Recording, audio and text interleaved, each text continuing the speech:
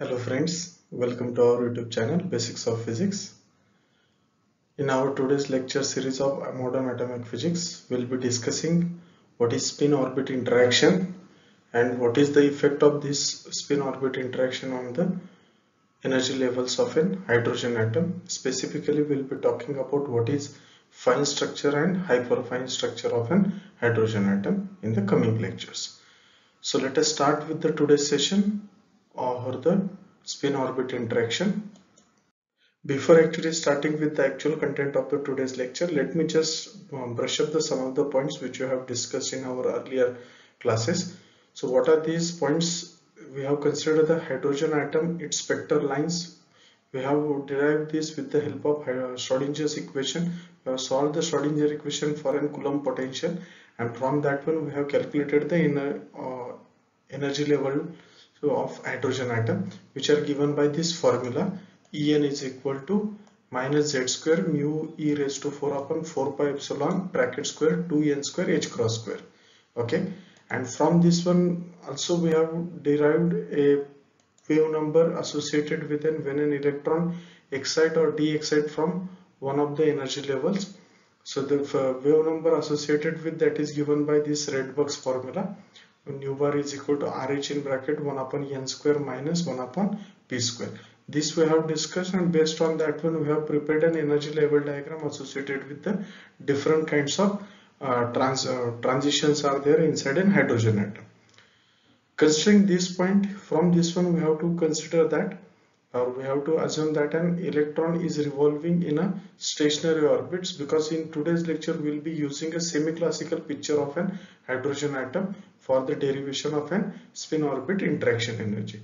So we have seen that electron rotates about and around the nucleus in a stationary orbit, and we know that any stationary or any charged particle, if it is moving, then it constitutes a current associated with that, and any current carrying loop produces a magnetic dipole moment, which is given by this mu is equal to current into the area of the loop, where capital A is the area of the loop. From that one we can get some magnetic field, which is B. For an electron which is revolving around the nucleus, it is also equivalent to a magnetic dipole. If you look at the basic electrodynamics books, you can get that the electron revolving around the nucleus, it is equivalent to a magnetic loop, and its magnetic dipole moment, which is mu, it is given by minus E upon 2m L. We have calculated this magnetic moment in our previous lecture. So two motions are associated with the electron. That one is motion is the orbital motion, that electron revolves around the nucleus, that is nothing but the orbital motion. Associated with that you have a orbital magnetic dipole moment, which is given by GL mu b upon h cross L. And in addition to the orbital motion, electron also rotate about its own axis. So associated with the spin motion of an electron, it has an spin angular momentum. This is with respect to the semi-classical model we am talking about. Since classically spin does not exist, it's a quantum mechanical phenomenon, but for this topic we are assuming that it's a semi-classical model which we will be going to consider for the today's derivation. So due to the spin motion, it is having a spin magnetic moment, that is given by Gs mu b upon h cross into S, that is where capital S is the spin angular momentum. Now based on this one, means for an electron there are two magnetic moments are there. One is the orbital magnetic moment and the another one is the spin magnetic moment, which you have seen in our earlier classes. Now in our today's lecture, what we will be considering, the same motion of the electron we will be considering, but it will be in some different context. So first of all, consider the first picture in which the nucleus or the proton, it is stationary at the center of an atom, which we call it as a nucleus. Okay, so the orbital motion we are looking of an electron from an nucleus point of view. So the in orbital motion, the electron goes around in a closed path around the nucleus of charge plus Ze. So this plus Ze charge is stationary, and this electron is revolving around the nucleus in this circular orbit. Now just imagine the same picture in some different context. Now imagine that when viewed from the electron, it is electron, means suppose you are situated at this electron. So what will happen if you are situated at this electron? This picture, it is equivalent to the nucleus of charge plus Ze going around the electron in a closed path. Means your electron is now stationary and the nucleus is rotating if you consider the electron frame of reference. This we are talking about an hydrogen atom. For hydrogen atoms, obviously Z is equal to 1. Now what happens due to these two different pictures? We know that electron has an intrinsic spin. So, and as this electron is revolving around the nucleus in the proton frame, and in case of an electron frame, electron is stationary and the nucleus is rotating. Nucleus is also having a charge plus Ze. If you consider the any charge which is revolving around the nucleus, around the electron, so it will obviously constitute a current and which will produce some magnetic field. Okay, so the electron which is there at the center, it is experiencing this magnetic field. Okay, now due to that magnetic field, what effect comes, that we will be discussing now. Now see, at the point where the electron is situated at the center, when you are talking from an electron's point of view, the magnetic induction is produced due to the motion of a nucleus around the closed path, and the interaction between the electron spin with this magnetic movement, the interaction between the electron spin magnetic moment and the magnetic field which is produced by the nucleus motion around the electron, this leads to the spin orbit coupling. Okay, the interaction between the electron spin magnetic moment, because electron has an intrinsic spin, so it has an associated spin magnetic moment, though it is stationary, but it will be having a spin magnetic moment. So I am talking about the μs, and as the nucleus is rotating around the electron, so it will give you the some magnetic field at the position of an electron. That magnetic field, it will interact with this electron's magnetic spin magnetic dipole moment. Okay, so this interaction between the electron spin magnetic dipole moment and the magnetic field which is produced due to the motion of an nucleus, that is nothing but the this interaction is called as the spin orbit coupling. Now you can see over here, see from the electron frame of reference, we are having an electron which is situated at the center and the nucleus is revolving around the electron. So both the pictures are depicting the same thing. Now you can have it two different cases. One in which the magnetic field which is produced by this nucleus, it will be an upward direction, and the magnetic dipole moment associated with the spin part of an electron, it is in downward direction. Okay, that is one configuration. And in another configuration, both magnetic dipole moment due to the spin motion of an electron and the magnetic field due to the nuclear motion, they will be in a same direction. So you can have these two vectors, they are either aligned in a same direction or they are aligned in a opposite direction. So this magnetic potential energy associated with this spin orbit interaction, it is given by this the scalar product of the spin magnetic dipole moment and the magnetic field which is produced due to the nuclear motion or nucleus motion in an atom. So this we can write down. We know the basic definition of a scalar product, mu bar dot b bar. We can write it as a mu b into cosine of the angle between these two vectors, where in this case theta is the angle between the vector mu s and b. Now the spin orbit interaction is a relativistic interaction of the particle's spin with its motion inside a potential, and this spin orbit interaction leads to the shift in the electrons' atomic energy levels. We have seen in our first slide the energy levels of the hydrogen atom are given by this formula En. Due to this spin orbit interaction, what happens? There will be a shift in the electrons' atomic energy levels due to the interaction between electrons' magnetic dipole moment. Electrons means I am talking about the electron spin magnetic dipole moment its orbital motion and the electrostatic field which positively charged nucleus is exerting on the electron. So due to these three uh, interactions, this spin orbit interaction results, and this will shift the electrons atomic energy levels. Okay, and that is nothing but the spin orbit interaction. For atoms, energy level splitting produced by the spin orbit interaction, it is usually of the same order in size as the relativistic correction to kinetic energy and the Zetterberg effect. Okay, so we will consider one more problem in the coming session, that if you calculate this spin orbit interaction energy, whose formula we will be deriving in today's lecture, that is what is this delta ES. If you calculate this order, it will come out to be 10 raised to minus 4 electron volt. Okay, and we know that the energy of an electron hole in an hydrogen atom, it is of the order of few electron volts. Okay, so it is 1 part in the 10 raised to 4, means for example you can consider 1 rupees in 10,000 rupees. Okay, so that amount of interaction, this shift in the energy levels will caused by this spin orbit interaction.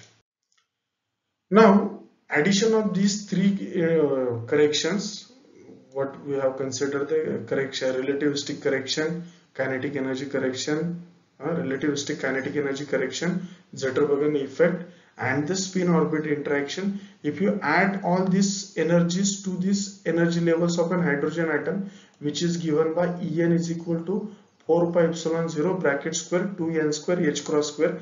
If you add these interactions in this one, then your formula will result into this one, that will be given by En is equal to z square mu e raised to 4 upon 4 pi epsilon 0 bracket square into 2n square h cross square in bracket 1 plus alpha square upon n in bracket 1 plus j plus half minus 3 upon 4n.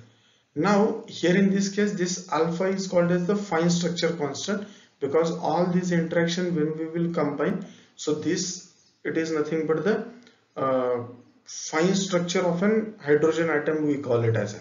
Okay, so this alpha is a fine structure constant whose value is 1 upon 137. So alpha is 1 upon 137. We will be calculating it in the coming lectures. Now here you can see the energy level of an hydrogen atom. If you consider this fine structure interaction, or if you add this correction to this energy level of En, then corrected energy levels after the fine structure, it will be given by this. You can find from this one that energy depends upon the n. Energy depends upon the n. It depends upon the j. What is j? It's the total angular momentum.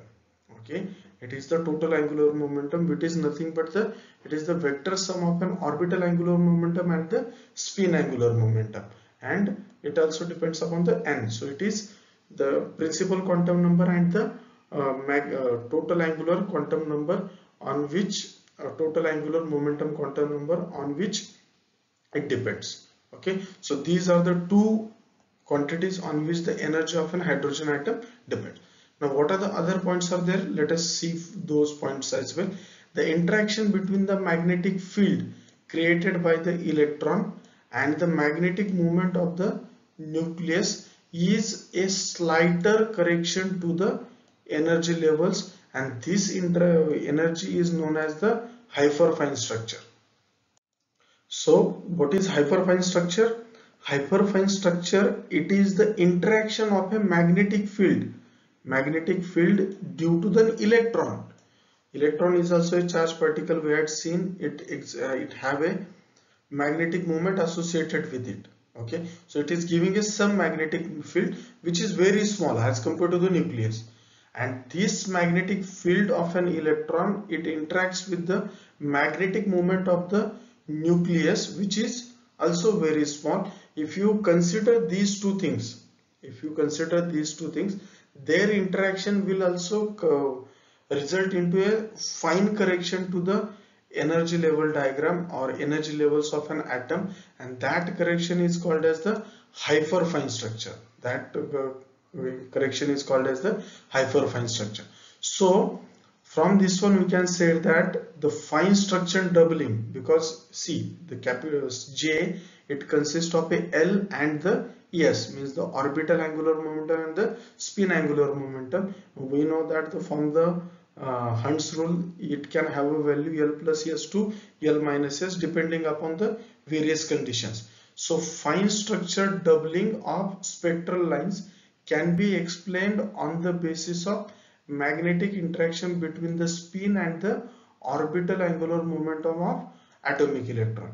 So for derivation of an spin orbit interaction energy, we will be using a semi-classical model of this electron, and on that one we will be considering a magnetic interaction between the spin and the orbital angular momentum associated with the electrons, and that interaction we will be calculating in terms of S and L. So let us start with the actual derivation, that is the spin orbit interaction energy. Here you can see for this derivation of this spin orbit interaction energy, what we will be considering is that we will be considering the motion of an electron as seen by the nucleus. Okay, so nucleus is stationary and the electron is revolving around the nucleus. That is simple picture which we know. Now we will be imagining a reverse of that one. What we will be imagining is this.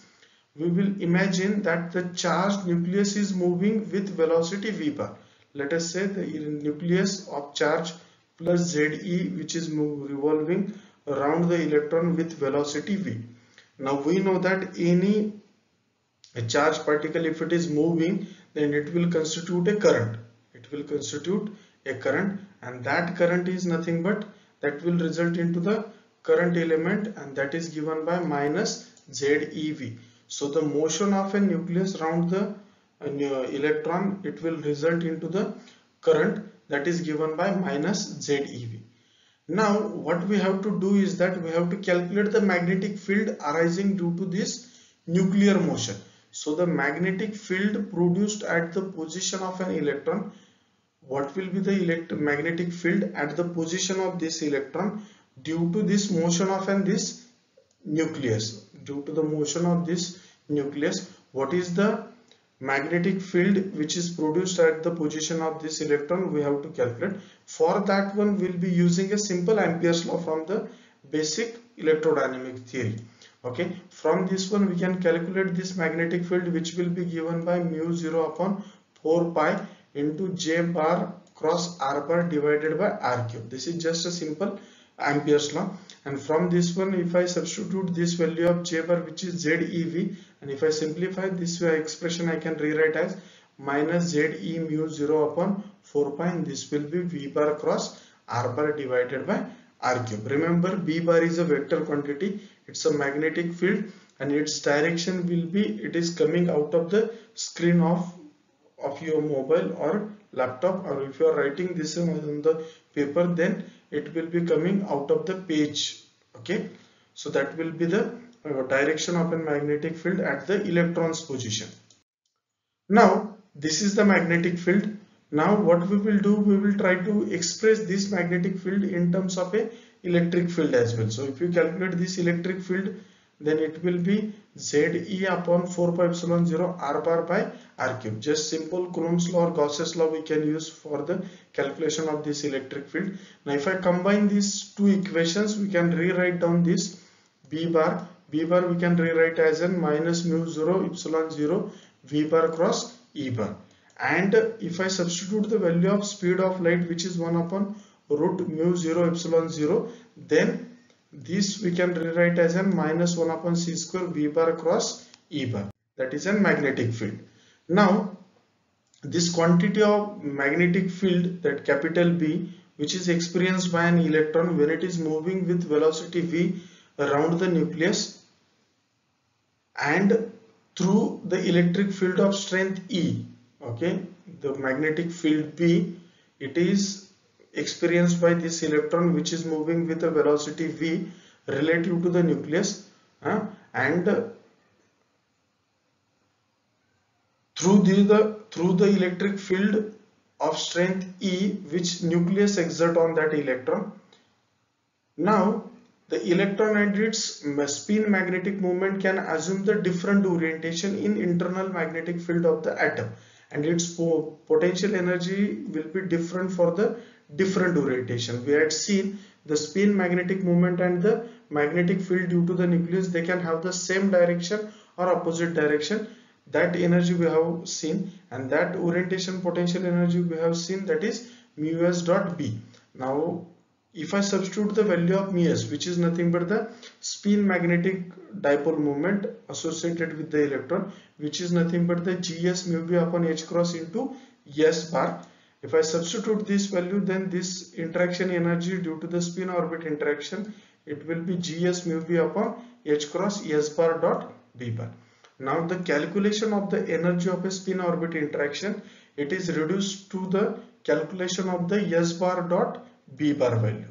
Okay, now from this slide onwards we have to remember that you need to calculate this spin orbit interaction energy delta es, means you have to calculate the value of s bar dot b bar. Okay, so let us start. But this energy has been evaluated in frame of reference in which electron is at rest. We have considered this picture from the electron's point of view, in which electron is situated at the center and it is not moving at all. Okay, and the nucleus is rotating around the electron. But we are interested in the energy measurement in the normal frame of reference in which electron is revolving around the nucleus. In this frame of reference we are interested in this calculation. Now for this one, if you have to move from nucleus electron frame to the nucleus frame of references, then you have to introduce a factor of 2. You have to introduce a factor of 2, which you can calculate by the relativistic transformation of the velocity, which is beyond the scope of our syllabus and as well as the scope of this present lecture. This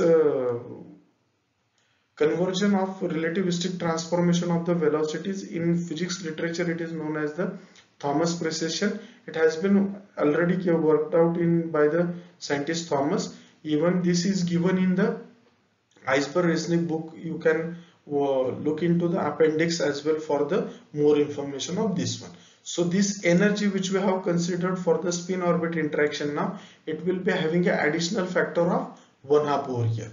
Okay, because now the same calculation which we have done in the electron frame of reference, we are writing those calculations in nucleus frame of references. So that is why this 1/2 factor is we are adding over here.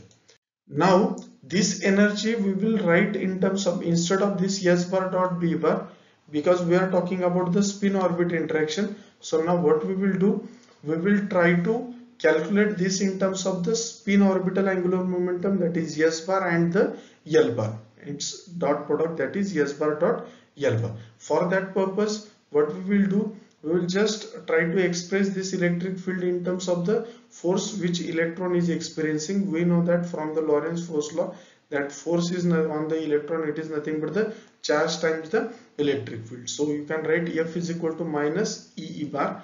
And for conservative force, we know that for conservative force, the force field can be derived from a potential by taking its gradient, that is F is nothing but the minus dV by dr into r cap, because F bar is a force field, it's a vector quantity, so we have to use that one, and where r cap is nothing but the unit vector in the direction of the force. And using this equation for B bar, E bar, and B bar minus 1 upon c square into V cross E, we can substitute all these values, and by using this one we will get this equation. B bar is equal to minus 1 upon E c square 1 upon r dV by dr into V bar cross r bar. You just have to simply substitute this value of B bar, E bar, F bar in this last equation of B bar, and if you simplify this one, you will get this value, because in this equation we will be getting E bar from this equation, we will get E bar from this equation, V bar we will get from this equation. Okay, and we can easily transform this equation. B bar is equal to minus 1 upon E c square 1 upon r dV by dr into V bar cross r bar. Now this is the magnetic field, we are interested in a spin orbit interaction energy which is delta Es, and which is nothing but the S bar dot B bar. Now what we will do, we will substitute this value of B bar, we will substitute this value of B bar in this equation of delta Es. So what will get, that we will see now. Now for that purpose, to substitute this value of B bar in that equation, first of all we will try to write down this B bar in terms of L bar, and we know that L bar is nothing but the angular momentum, which is nothing but it's a cross product of mass, velocity and position vector. So what we will do, I will multiply and divide the above equation by m. So if I multiply and divide by m, so it will be Em c square, and I'm multiplying over here, so it is m v bar across r bar on the last side. Now but angular momentum, it is nothing but the m v bar cross r bar. So if you substitute it in this equation, then b bar I can rewrite as minus 1 upon em c square 1 upon r dv by dr into L bar. Now this value of b bar we will substitute it in the delta Es equation, that is the spin orbit interaction energy, which is nothing but the delta Es is equal to 1 half gs mu b upon h cross Es bar dot b bar. Now for this, if I use this value of b in this equation, so what this delta Es can be written as 1 half gs mu b S bar dot, instead of this b bar we will substitute this value, which is nothing but the minus 1 upon em c square 1 upon r dv by dr into L bar. Now see, it's a dot product over here, so what we will take, I will take the other constant terms outside and we will try to write down it in terms of the S bar dot L bar. So it is this expression. Now we can use this Bohr magneton, which is mu b is equal to Eh cross upon 2m, and Landis G factor or orbital G factor for the spin component, which is nothing but the 2. If I substitute this value and if I try to simplify this 2 will cancel with this 2, this 2 will cancel with this 2, and this E and this H cross, this E and this H cross, it will cancel. So at the end you will be getting 1 upon 2 m square c square, because this m and this m, it will be m square, this c square will be as it is, and the other terms 1 upon r dv by dr into S bar dot L bar, it will be as it is. So this is the interaction energy which we are interested. Now this interaction energy will be considering in the coming our next lecture, and we'll be simplifying this expression for the hydrogen atom, and we'll be calculating how much energy exactly this spin orbit coupling shifts in an energy level of an hydrogen atom. For your information, let me tell you that this equation was first derived by the Thomas in the year 1926 using the semi-classical model which we have used, that is Bohr's model, Schrodinger quantum mechanics, and some relativistic kinematics. Relativistic kinematics we have not used over here because this is beyond the scope of our syllabus. However, the semi-classical treatment which we have done, it is completely agree with the relativistic quantum effect which was carried out by the Dirac, and it is important in theory, this interaction or the energy which we have calculated, this is important result in the theory of atomic physics for the multi-electron atom as well as the one electron atom, to understand its structure and the spectra, atomic spectrum. In order to understand this theory is very important. That's it for the today's lecture. With in our tomorrow's lecture we will be discussing, based on the theory which we have discussed in the today's lecture, we will be calculating this, how this S bar and L bar, these two vectors, they will combine with each other, and the combination of S bar and L bar, that is nothing but the spin angular momentum and the orbital angular momentum, we will be considering how total angular momentum it will be calculated, and how to calculate the total energy of an hydrogen atom, which we call it as a fine structure. That's it for the today's lecture. I request all you people to please like the video, and if you have any doubts you can comment me in the comment section. If you are not subscribed to our channel, I request all of you to please subscribe the channel. That's it for the today's lecture. We'll stop here for today's session. Thank you so much.